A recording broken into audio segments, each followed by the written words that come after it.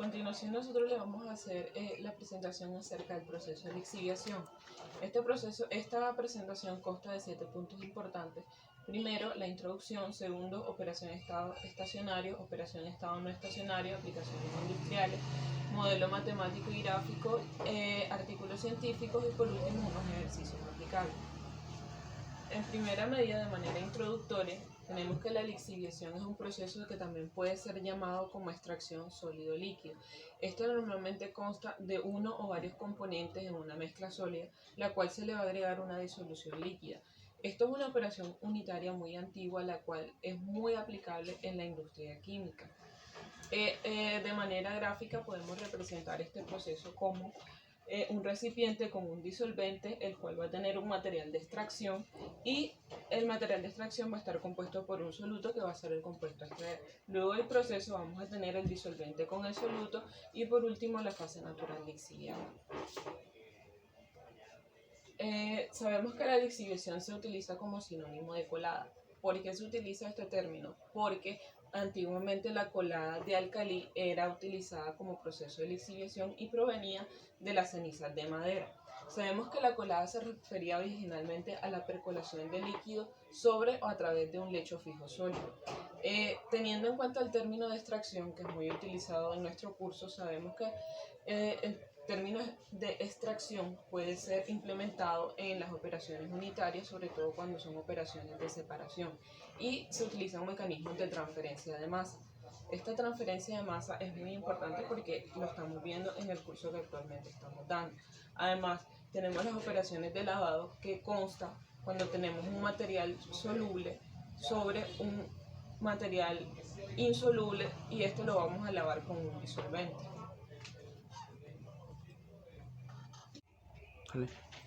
Bueno, ahora les voy a hablar acerca de los métodos de preparación para una lixiviación exitosa. Como primera medida tenemos la preparación del sólido. Es muy importante hacer un tratamiento y un proceso del sólido muy riguroso, ya que esto nos garantizaría una buena lixiviación. El disolvente se debe difundir encima de la masa y la solución resultante va a permitir que se pueda difundir hacia el exterior y de esta manera lograr seguida una separación. Sabemos que la trituración y la molienda son muy importantes para este proceso, ya que aceleraría el proceso de lixiviación. Por ejemplo, cuando nosotros tenemos un mineral de cobre y le agregamos una solución de ácido sulfúrico, esto para que pueda hacerse la lixiviación se realiza la trituración. La trituración va a depender de dos cosas, del tamaño del gránulo. Si el tamaño del gránulo es promedio, es estándar, el proceso de lixiviación puede durar de 5 a 6 días. Pero si se hace una trituración rigurosa, el proceso puede llegar a durar de 3 a 4 días. Es aquí donde está la diferencia. La temperatura de lixiviación también es muy importante. A temperaturas altas la solubilidad del líquido será mayor. Por lo tanto, también a temperaturas elevadas la viscosidad el líquido va a ser menor y la difusividad va a ser alta, lo que va a acelerar el proceso de lixiviación.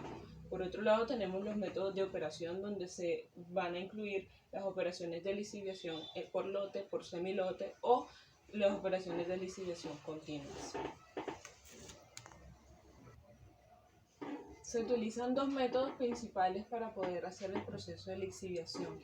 Entre esos dos métodos tenemos la aspersión o goteo del líquido del sólido al líquido, o por otro lado tenemos una completa inversión del líquido al sólido. Estos dos procesos son importantes y la elección del equipo va a depender tanto de las propiedades del líquido como las propiedades del sólido y las dificultades de costo y manejo que pueda llegar a tener.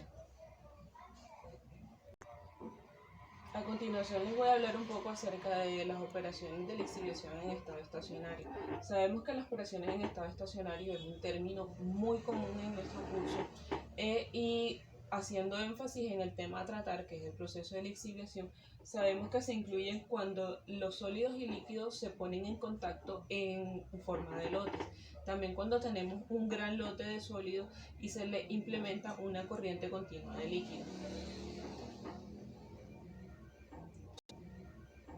Tenemos la lixiviación in situ. Esta lixiviación es una de las más usadas, de las más importantes, y también puede ser llamada como minería en solución y se refiere a la lixiviación por medio de la percolación de minerales en la mina. Este método se realiza mediante la circulación del disolvente sobre y entre los minerales que nosotros tenemos, proseguido de la obtención de minerales a partir de los depósitos en la superficie de la tierra mediante la disolución en agua. Esto luego se va a bombear hasta el depósito. Aquí tenemos la representación gráfica de un proceso de lixiviación in situ. Sabemos que las tuberías que nosotros tenemos podemos implementar los reactivos por medio de esto, y estos reactivos van a ir hasta el fondo del terreno donde se esté haciendo la aplicación. Asimismo vamos a tener tuberías donde se va a recolectar el lixiviado.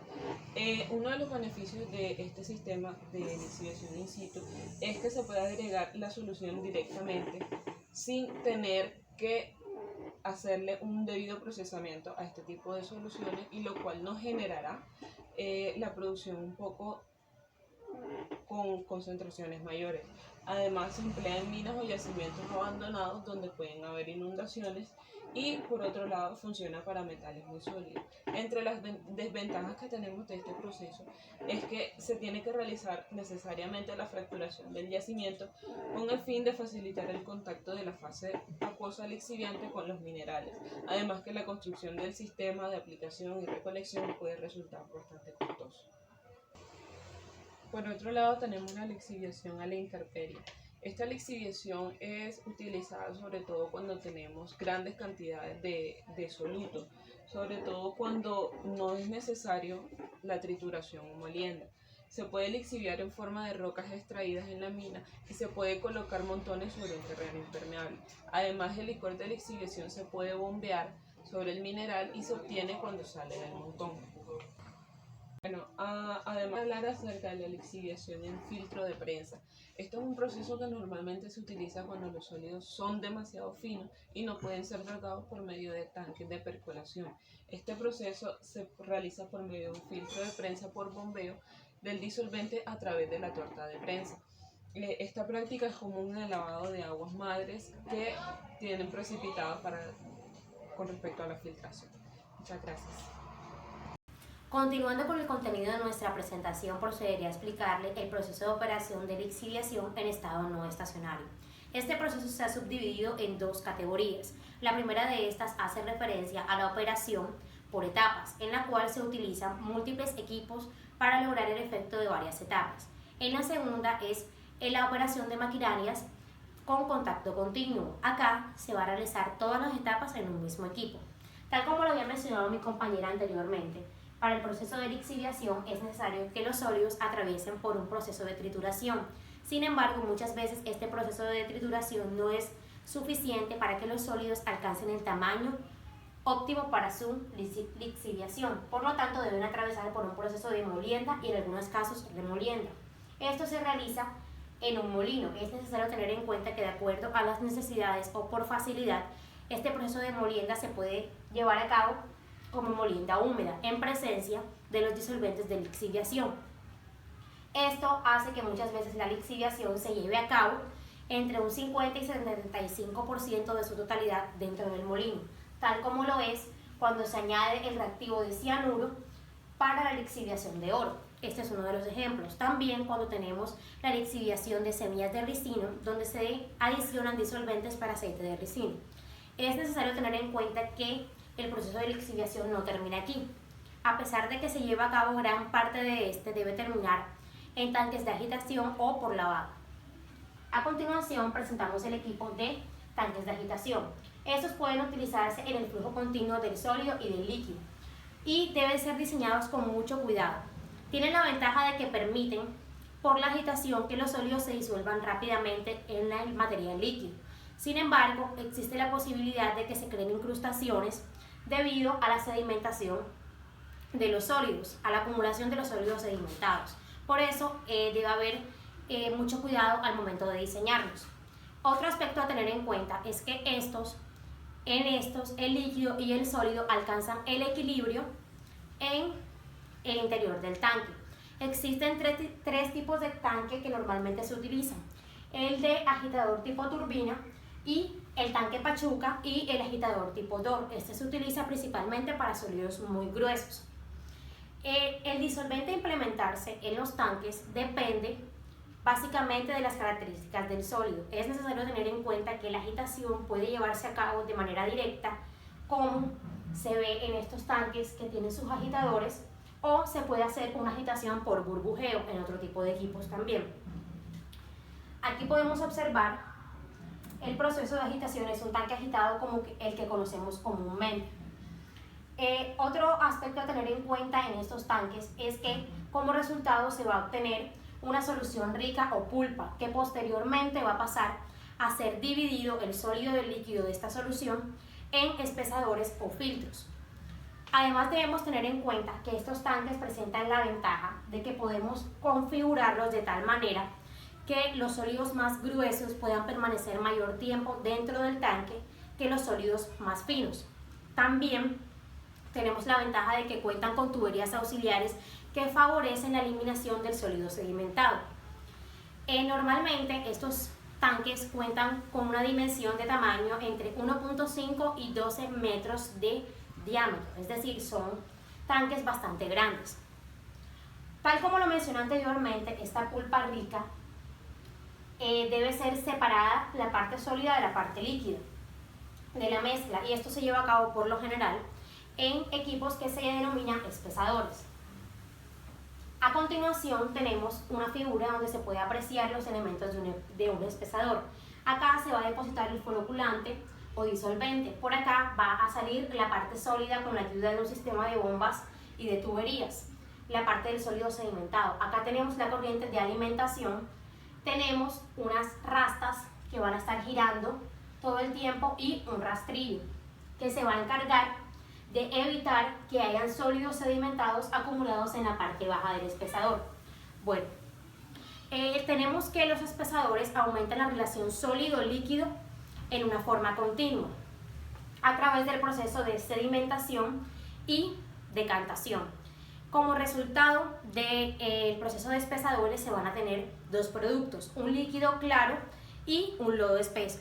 Una de las ventajas que proporcionan los espesadores es que se puede medir la cantidad de floculante y no va a haber desperdicio. Además de esto, debido a los niveles que se colocan de este lado, se va a evitar el rebose del líquido. También permiten hacer una reducción de costos porque se va a evitar el costo de filtración y también se va a tener mayor control del agua, lo que va a proporcionar menor gasto. Ok, para el proceso se va a llevar a cabo tal como se muestra en esta animación. Podemos observar todas las partes del espesador y pues su forma tal como se mostraba en la figura anterior. Aquí estamos viendo las rastas hacer el movimiento circular continuamente. Vemos cómo por esta tubería ingresa el floculante que se va a dispersar por medio de mangueras. Podemos darnos cuenta que el alimento va a pasar por el cono deflector en la parte inferior del fondo cónico del espesador. Acá podemos ver cómo es el proceso de llenado y se puede mostrar la geometría y la estructura del raspador, que también va a estar haciendo el movimiento circular con el fin de evitar que los sólidos sedimentados que van cayendo se acumulen. Por la parte inferior vamos a tener el sistema de tuberías y bombas que permite hacer todo el proceso de eliminación de ese sólido sedimentado a través de válvulas, bombas y tuberías. Todo este proceso lleva a que se forme una espuma en la parte superior del tanque. Esta espuma, tal como lo vamos a ver a continuación, es llevada hasta el cajón de alimentación, nuevamente es recirculada con la ayuda de aspersión de agua por medio de las rastas. Lo podemos ver en la animación. Acá tenemos el sistema de aspersión de agua que permite que toda esta espuma pase al cajón de alimentación donde va a ser recirculada.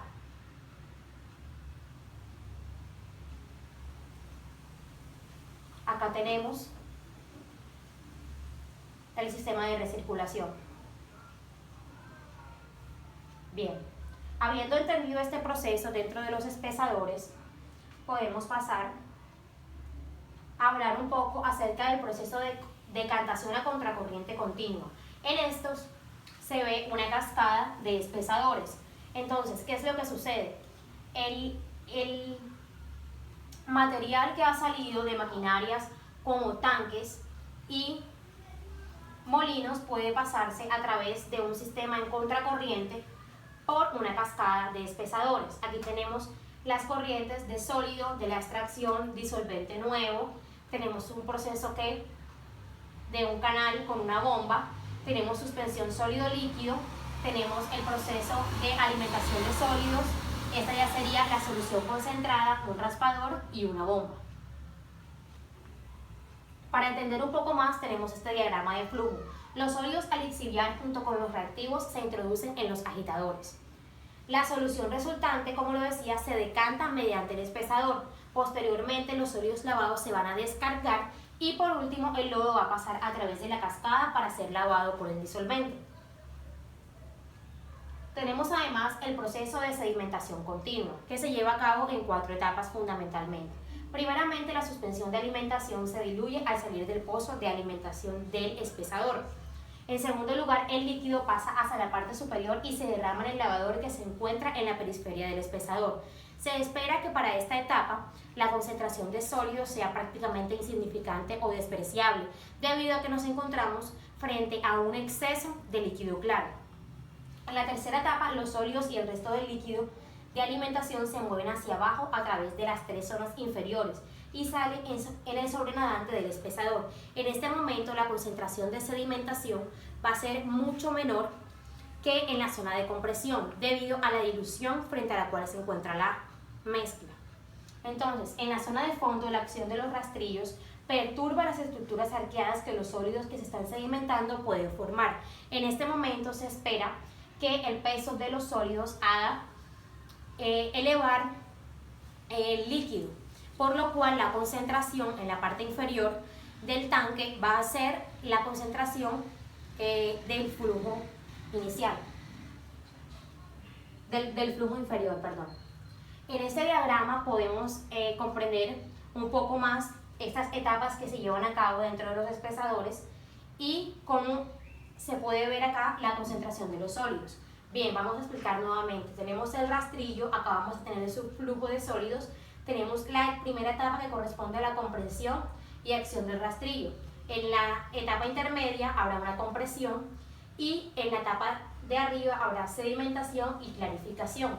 Acá va a salir el sobreflujo, por acá se encuentra la alimentación del pozo de alimentación y acá podemos ver la altura en función de la concentración de los sólidos. Esta va a ser la concentración de alimentación, la concentración en operación normal y tenemos una línea punteada que nos muestra la operación con excesiva rapidez de alimentación.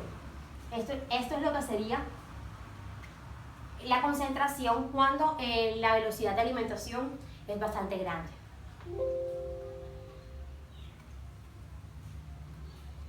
Ok. Continuando, podemos encontrar también que existen otros equipos denominados clasificadores. Estos se hacen cuando se requiere una lixiviación continua de sólidos gruesos. Son implementados en industrias metalúrgicas y se llevan a cabo mediante un proceso circular. Es decir, va realizando un movimiento elevatorio aleatorio circular. Bien.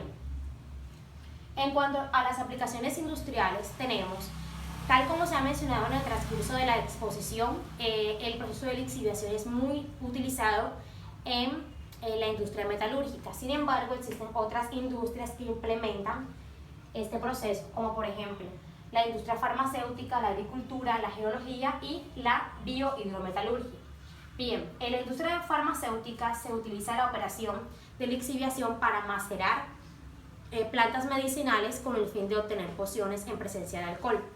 En los sistemas de riegos, en la agricultura, se lleva a cabo la lixiviación para evitar que haya acumulaciones de sales en los suelos. En la geología se lleva a cabo el lavado de suelos o extractos de terrenos o capas geológicas por medio del proceso de lixiviación. En la metalurgia, como mencionaba en los ejemplos, se puede hacer por extracción de minerales, para extracción de minerales como oro, plata y bronce, y la biohidrometalurgia para la recuperación de metales por medio de la implementación de microorganismos. Gracias. Continuando con la exposición de lixiviación, ahora procedemos a darle lo que es la explicación gráfica. Pero primero tenemos que tener en cuenta la nomenclatura, donde A va a ser el solvente, B va a ser el sólido y C será el soluto. Tenemos que tener en cuenta N, que es la concentración del sólido insoluble en la solución, X, que es la concentración del soluto en la solución, y Y, que es la concentración del soluto en la solución, pero esta solución es la que es absorbida por el sólido. Aquí tenemos el gráfico N versus XY, en donde tenemos unas líneas de reparto. Y con el punto M1 y gracias a las líneas de reparto podremos tener la concentración de los extractos y del refino. Los extractos son es la solución clara que se lleva el soluto que nosotros queremos, y los extractos son las concentraciones de esa solución pero dentro de los sólidos residuales. Tenemos el caso de las curvas de equilibrio, y en esta primera imagen tenemos el caso del soluto infinitamente soluble en el solvente. Aquí tenemos la variación de los sólidos y la variación del soluto en la solución. Como podemos observar, N no es igual a 0 en este caso, ya que es un caso real de la práctica en donde se puede presentar arrastres de partículas sólidas. Aquí vemos que las líneas de equilibrio tienen cierta inclinación. Esto se puede dar porque el sólido es parcialmente soluble en la solución o no se dio el tiempo completo para la lixiviación. En esta imagen tenemos el caso contrario, donde no hay absorción, o sea que N es igual a 0, no hay arrastres de partículas sólidas, la variación de los lodos es constante y las líneas de equilibrio son completamente verticales, ya que se pudo dar el tiempo completo y el sólido era completamente insoluble. Tenemos la lixiviación en una sola etapa, donde por acá entra el sólido a lixiviar, el disolvente, el sólido lixiviado y la solución lixiviada, donde sale el soluto. Tenemos su flujo, la variación de B en la solución, la variación de C en la solución. En este punto, como solamente tenemos la solución, solamente será su flujo y su fracción, su concentración. Aquí tendremos el sólido lixiviado con su flujo, la variación de B, la variación de C. Y en la solución lixiviada tenemos el flujo, la variación de C, y tenemos de pronto una masa de B que se puede ver arrastrada. Tenemos el balance de masa para el sólido, para el soluto, para el solvente y para la solución, que es simplemente sumar el flujo de F, el flujo de R0, el flujo de E y el flujo de R1. Todo esto, como la entrada es igual a la salida, va a ser igual a M1. Para hallar ese punto de mezcla M1 tendremos las coordenadas de mezcla que nosotros hallamos a través de los balances de masa. N, la variación de B en la solución, y Y, la variación de C en la solución. Tenemos múltiples etapas para flujo cruzado, en donde en la primera etapa entra el sólido a lixiviar, y en cada una de las etapas entra una alimentación fresca de la solución lixiviante. A través de cada una de las etapas va pasando los extractos, el refino, o sea, los sólidos residuales, con el fin de obtener la mayor cantidad de soluto que se pueda de estos sólidos.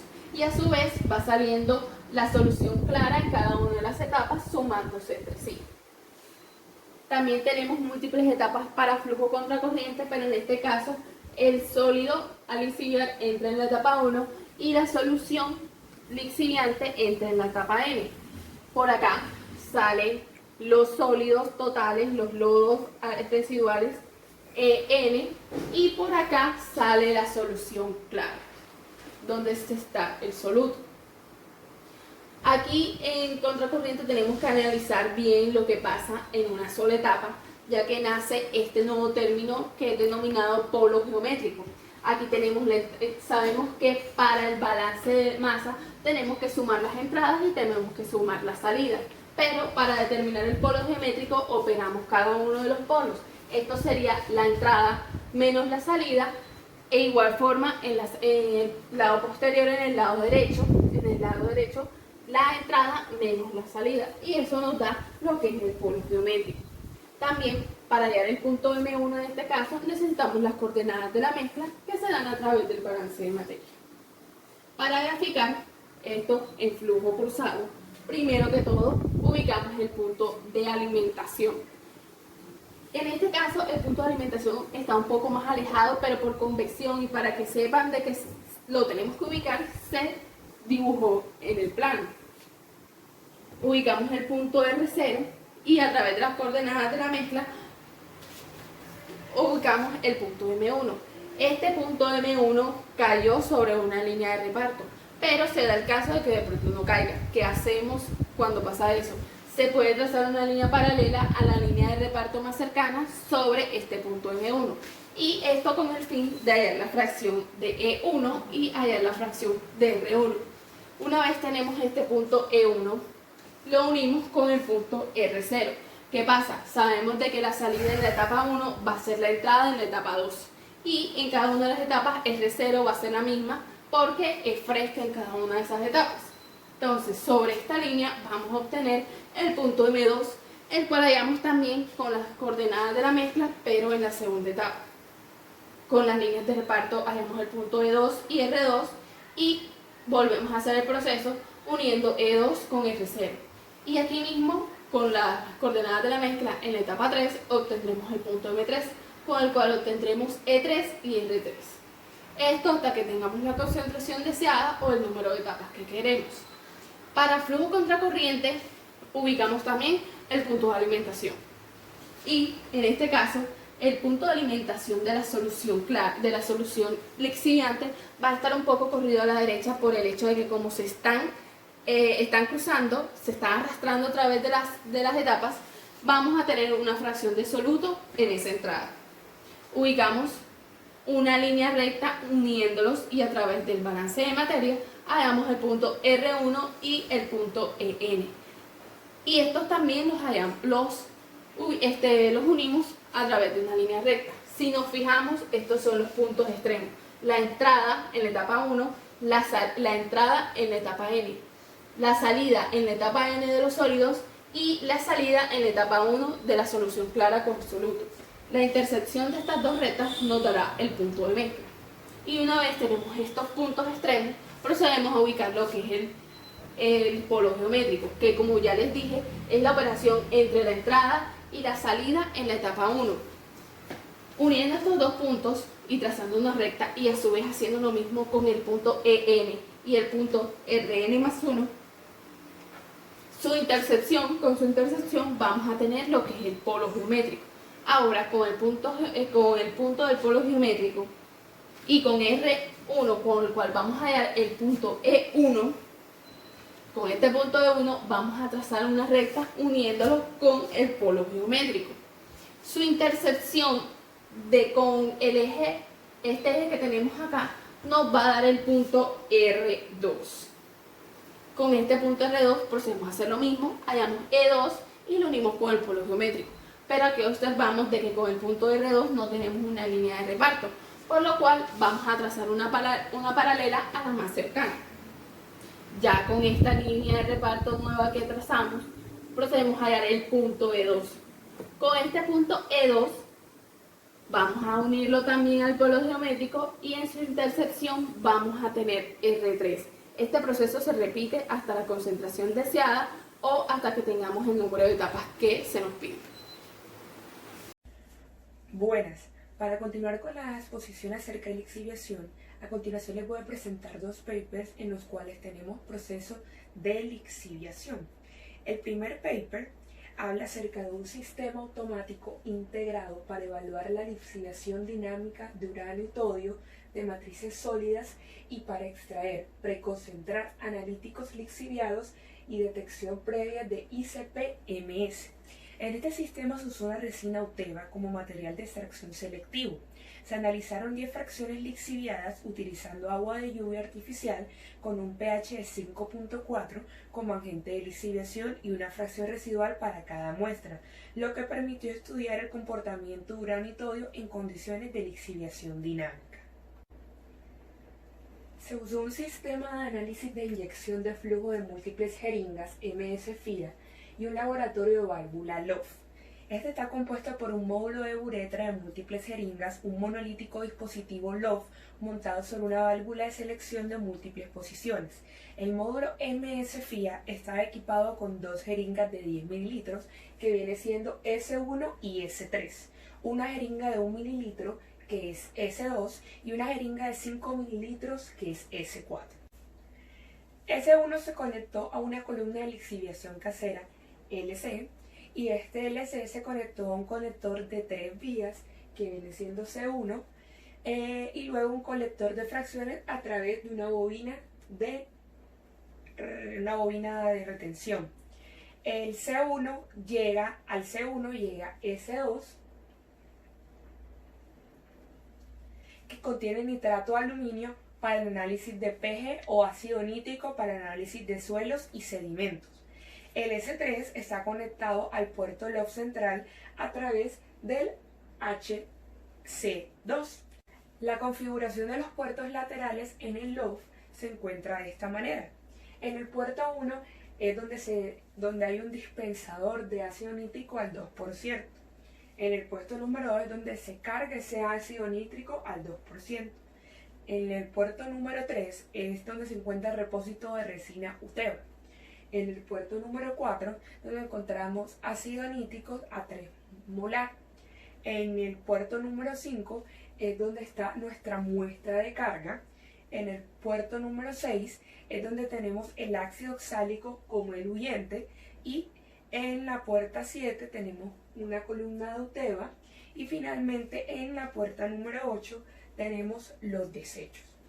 S4, finalmente nuestra jeringa S4, contiene el estándar de bismuto y el puerto 1 del LOF que viene siendo el dispensador de ácido nítrico al 2% que se conecta por medio de un conector de 4 vías que viene siendo C2 a HC3 para dispensar la solución final y analizarla en el ICP-MS.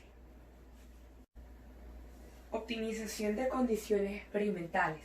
Las variables independientes estudiadas para encontrar las mejores condiciones para el proceso de lixiviación del suelo y los sedimentos fueron el peso de la muestra sólida en el LC y la tasa de flujo de la lixiviación.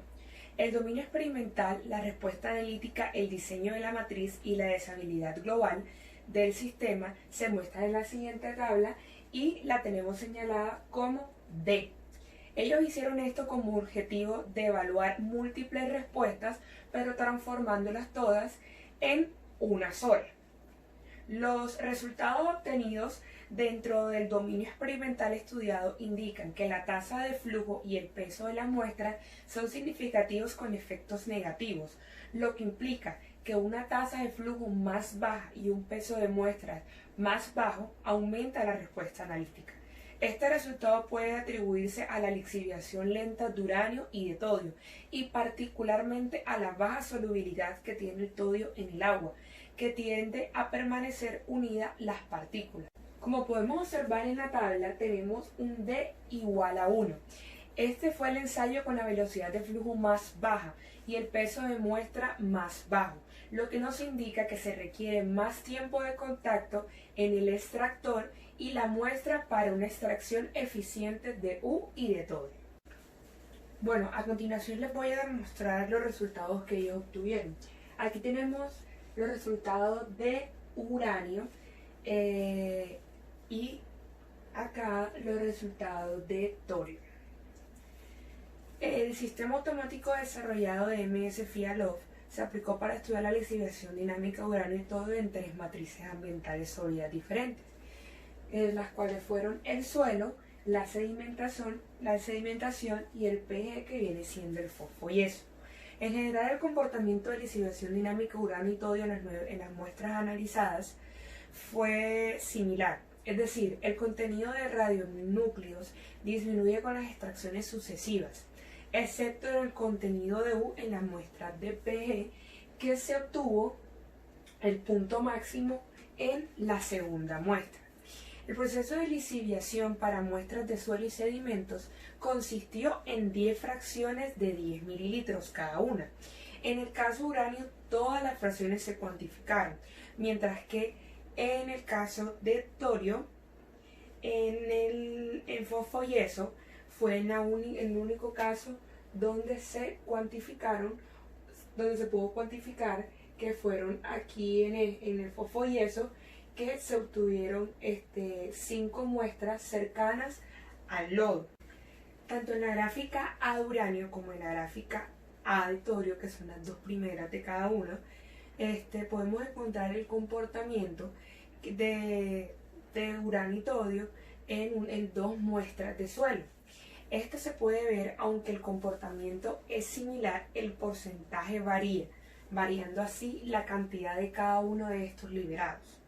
En la figura 2b de uranio nos muestra el comportamiento de lisiviación dinámica para la muestra de sedimento, mientras que TH estaba tan por debajo del lodo que no se obtuvieron fracciones lixiviadas analizadas y no se obtuvieron resultados. El proceso de lixiviación para muestras de PG, fosfo y yeso se realizó con 10 fracciones de 15 mililitros cada una.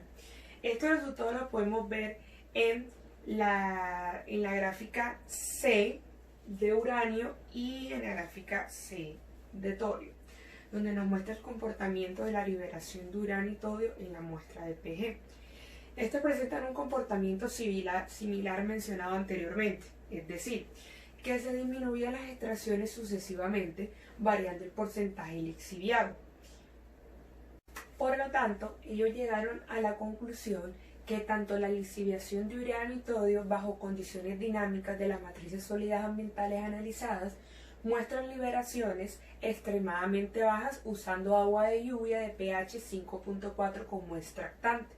Este comportamiento probablemente se puede explicar por la dependencia directa de las condiciones de lixiviación, como las composiciones de agentes de lixiviación y el pH del agua de lluvia. También llegaron a la conclusión que haciendo múltiples pruebas de lixiviación se dieron cuenta que cada muestra que tomaban, la cantidad de lodo era mucho mayor. El título de nuestro segundo paper es la codigestión anaeróbica en fase de temperatura termofílica y mesofílica en comparación con la codigestión de aguas residuales de una sola etapa de lixiviación de lodo y la pulpa de la remolacha azucarera. Consiste en un proceso termofílico digestor seguido de un mesofílico para mejorar la eficiencia de la codigestión anaeróbica monofásica de los lodos de depuradora y azúcar lixiviada en la pulpa de la remolacha.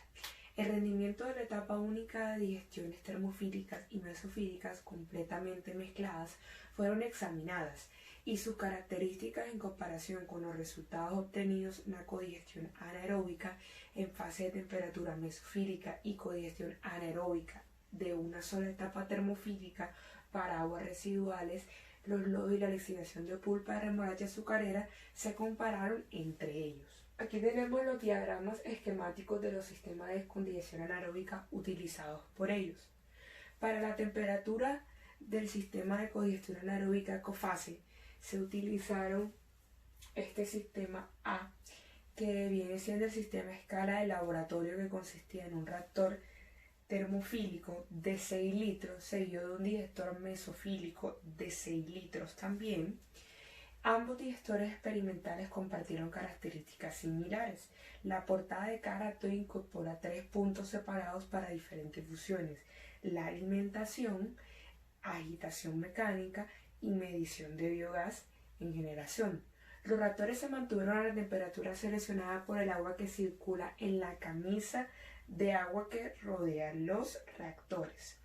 Para los sistemas de codigestión anaeróbica de una etapa se utilizaban reactores de tanque agitados semicontinuos a escala de laboratorio, que viene siendo nuestra figura B. El equipo consistía en un reactor de acero inoxidable en recipiente que fue agitado y calentado. El volumen total de este era de 6 litros también. Se desarrollaron 6 pruebas, como los muestra la tabla número 1. En los sistemas TPACD, el digestor termofílico se alimentó con una mezcla de lixiviación de lodos de depuradora y pulpa de remolacha azucarera, y el digestor mesofílico se alimentó con el efluente generado en el digestor termofílico previo. Se llevaron a cabo 2 experimentos de TPACD. El digestor termofílico de la primera etapa se hizo funcionar a los 10 y 6 días de retención respectivamente. Su efluente se utilizó para proporcionar alimento para el digestor mesofílico de segunda etapa. El digestor fue operado en un tiempo de retención hidráulica TRH de 10 días en ambos casos. Por lo tanto, se analizaron dos combinaciones de TRH, que viene siendo la primera, que es 10-10, y la segunda, que es 6-10. Para llevar a cabo la lixiviación de la pulpa de remolacha azucarera, se recogieron pellets de la empresa azucarera Ebro en Jerez de la Frontera, Cádiz. La pulpa de la remolacha azucarera, utilizada como cosustrato, se sometió a un pretratamiento físico antes del proceso de codigestión para promover la hidrólisis y la solubilización de la materia orgánica y por lo tanto mejorar la digestión anaeróbica en la generación de biogás y mejorar la valorización agronómica del residuo final. Una vez que el inóculo se mezcló con el sustrato, es decir, una mezcla de lodos de la depuradora y la lixiviación de pulpa de remolacha azucarera, el sistema permaneció sin alimentación durante un periodo de una semana para aclimatar el inóculo a los desechos a una temperatura seleccionada que fueron 35 y 55 grados centígrados. Las composiciones de alimentación promedio para cada reactor en todos los experimentos realizados se resumen en la siguiente tabla. En la tabla número 3 podemos encontrar el HRT, que es el tiempo de retención hidráulica, el pH, el TS, que son los sólidos totales, el TBS, que son los sólidos volátiles totales, el COT, que es producción de gas y de composición, el BFA, que es ácidos grasos volátiles, el OLR, que es la tasa de carga orgánica, la alcalinidad y la temperatura.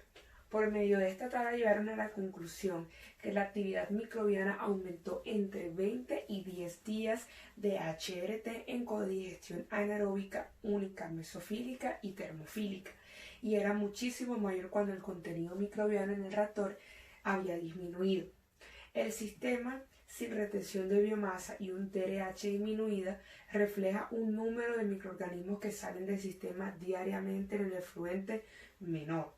En consecuencia, la población dentro del reactor es muy activa debido al aumento de biogás y metano generados cuando el TRH disminuye.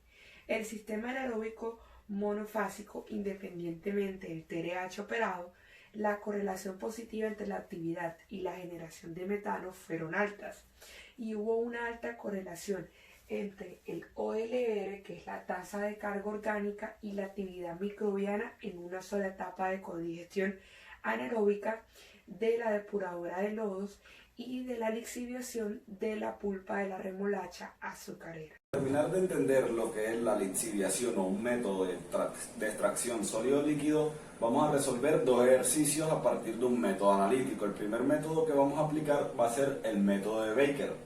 Entonces el ejercicio dice: en un sistema de extracción de 3 etapas en contracorriente se tratan 5.000 kilogramos por hora de un mineral que contiene 10% de soluto, 5% de humedad y 85% de sólido inerte.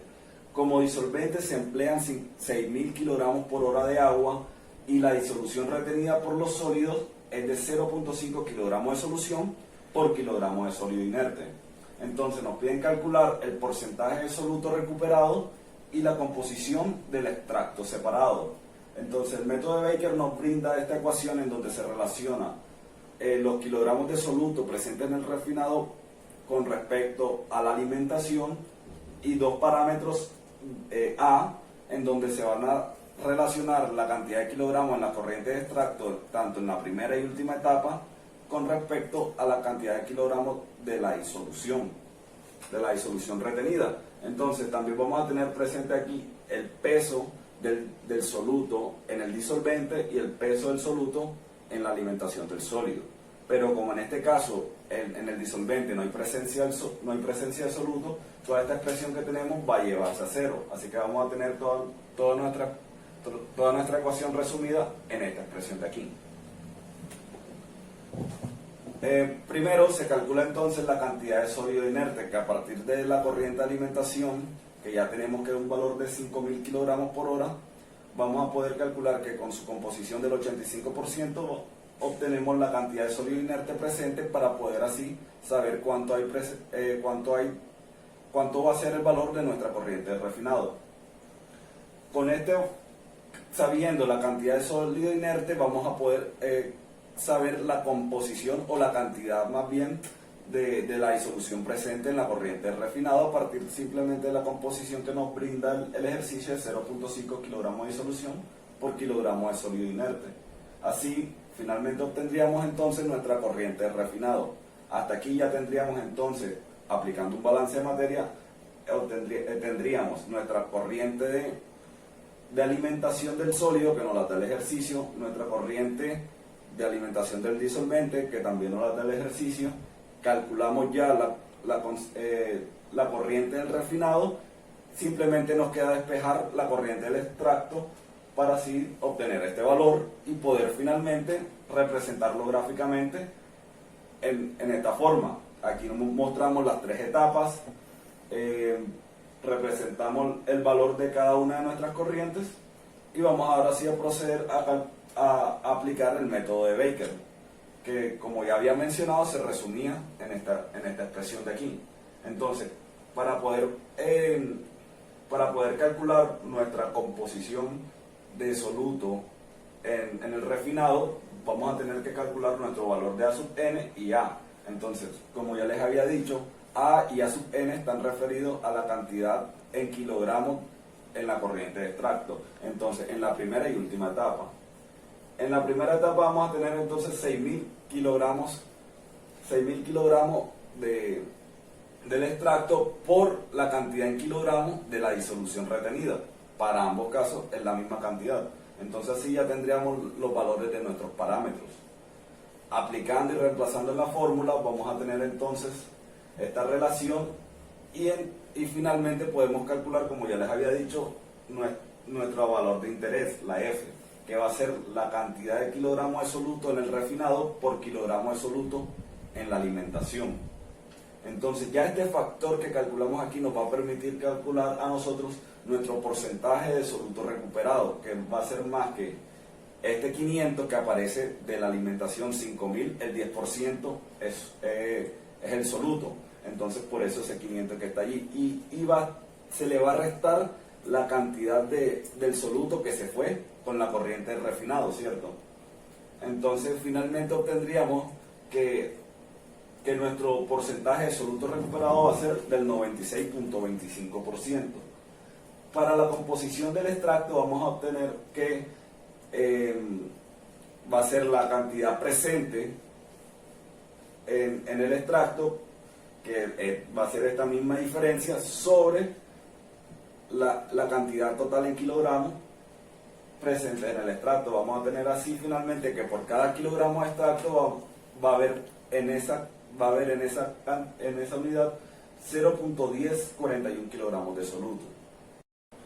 Bueno, entonces para continuar con el siguiente ejercicio vamos a tratar el método de Maccabi-Smith. Este ejercicio dice: el cobre contenido en un mineral previamente tostado al estado de sulfato se extrae en múltiples etapas en contracorriente. Al sistema de extracción entran por hora 10 toneladas de gangue inerte, 1.2 toneladas de sulfato de cobre y 0.5 toneladas de agua con el mineral. Se pretende recuperar el 98% de sulfato de cobre en el extracto con una concentración de 0.07 kilogramos de sulfato de cobre por kilogramos de disolución. La disolución retenida es de 2 kilogramos por kilogramo inerte. Entonces nos piden calcular el número de etapas teóricas. Pues para eso vamos a aplicar el método de Maccabi-Smith, que nos brinda esta ecuación en donde relaciona n, el número de etapas, con xn, y sub n-1, x1 y y sub f, que son las composiciones tanto de la alimentación del refinado, tanto en la primera y última etapa, y la concentración del extracto en su penúltima etapa. Para esto entonces tenemos que calcular primero la cantidad de soluto que hay presente en la corriente del extracto, que simplemente va a ser el valor del 98% de recuperación que ya nos da el ejercicio por la cantidad de soluto alimentado, que va a ser 1.2 toneladas. Entonces así obtendríamos también, con la composición que también nos brindó el ejercicio, podemos obtener nuestra corriente de extracto. Para la corriente del refinado vamos a utilizar también este valor de 2 kilogramos de disolución por kilogramo inerte que nos brindó el ejercicio, para poder saber la cantidad exacta en toneladas que entran en la corriente de refinado de disolución. Para eso entonces tenemos las 10 toneladas de inerte más las 20 toneladas de disolución. Así obtendríamos nuestra corriente de refinado. Entonces, en nuestro balance de materia ya vamos a tener nuestra corriente de alimentación del sólido, nuestra corriente de refinado ya calculada, nuestra corriente de extracto también calculada. Así podemos despejar nuestra corriente disolvente y obtendríamos nuestras 4 corrientes de alimentación. Entonces estas las podemos representar en un gráfico de n etapas, en donde vamos a tener en cuenta YF, X1, YN-1 y XN, que ya estuve mencionando a qué se refería cada uno. Entonces, para la corriente de refinado podemos calcular que a partir de los 20 kilogramos de disolución, con esta composición que nos da el ejercicio, podemos calcular la cantidad de toneladas de sulfato de cobre que hay en la corriente de refinado. Y a partir de un balance de materia que se le puede aplicar al sulfato de cobre, vamos a obtener así entonces el valor presente de sulfato de cobre en nuestra corriente del extracto, en la penúltima etapa. Entonces, aplicando ya esta fórmula que vimos al comienzo, podemos entonces calcular la composición del refinado en la última etapa, que va a ser la que ya mencioné ahorita, de 1.4, sobre la cantidad de kilogramos de disolución que hay en esa misma etapa. Esta va a ser la composición del extracto en la penúltima etapa, que ya también se calculó en la diapositiva anterior, sobre la cantidad de disolución presente en esa corriente de extracto. También calculamos la concentración de soluto presente en el refinado, que simplemente va a ser lo que se alimenta menos lo que se recupera, sobre la cantidad de disolución que hay. Y la concentración de la alimentación va a ser exactamente 0, porque no hay soluto presente en la alimentación de disolvente. Entonces, con esto podemos calcular nuestro N-1 reemplazando en la fórmula, para finalmente obtener que el proceso va a tener aproximadamente 7 etapas.